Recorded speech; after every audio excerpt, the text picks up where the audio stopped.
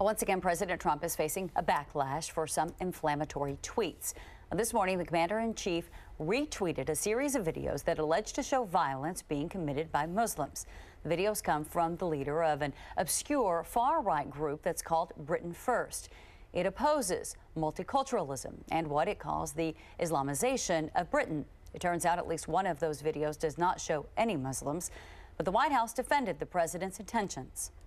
Whether it's a real video, the threat is real, and that is what the president is talking about. That's what the president is focused on, is dealing with those real threats, and those are real no matter how you look at it. This is not the first time the president has retweeted posts connected to white nationalist groups. Today, British Prime Minister Theresa May condemned the president for those retweets, saying the Britain First group stokes tensions with lies and hateful narratives. Many civil rights groups here in the U.S. are also condemning the president's retweets. For more now, let's bring in Zahra Billoo. She's the director of the Bay Area Council on American Islamic Relations, also known as CARE. I want to ask you first of all, how did you feel? How did you feel when you saw that the president had shared these videos? Honestly, I was embarrassed that he is our president, and I worry that people in other countries are losing more and more respect for us every day. This is an outright hate group where the leader who he's retweeting has been charged with hate crimes, has been convicted of hate crimes, and is facing trial for more hate crimes. And then we have European leaders chastising the president for doing this in a year where we've already documented over 3,000 hate crimes. It's like a madhouse where he is, and I wish someone would just take his phone away to protect our reputation and our community's safety. You heard what the White House press secretary said right there. She says that these tweets basically were about national security and protecting Americans. Does that argument make sense to you? No, it's ironic that the White House is defending what is verified as fake news. These videos are fake. They're being put out by racists. And I mean, what she's saying could be applied to like Dracula and Godzilla. We're going to put out fake news about them and then say it's about national security. No, this is literally fake news. It justifies nothing. It justifies none of his policies.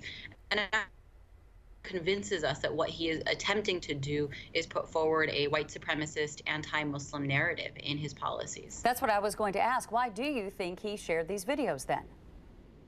I have no idea. This is a president who has demonstrated zero self-control when it comes to social media.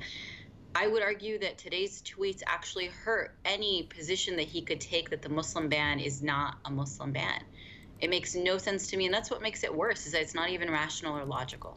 So I want to ask you personally, and for those in the Muslim community, what does this sort of thing do, these retweets of these videos? What does this do to the Muslim community and to you in particular? Do you feel less safe? Are you scared? Absolutely.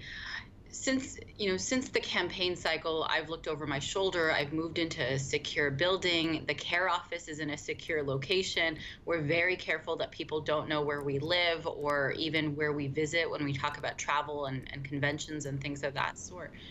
That's not unique to just me. Muslim women and visible Muslims across the country are taking self-defense classes. We're training allies on bystander intervention.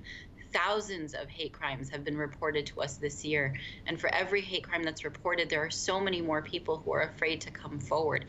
His tweets, pollute the environment in this country further. They embolden racists, both in policy-making positions, but also in the streets, who are willing to commit violence because they think that their president sanctions it and agrees with their racist views. Zahra Billoo, thank you for taking the time to talk with us. Appreciate it.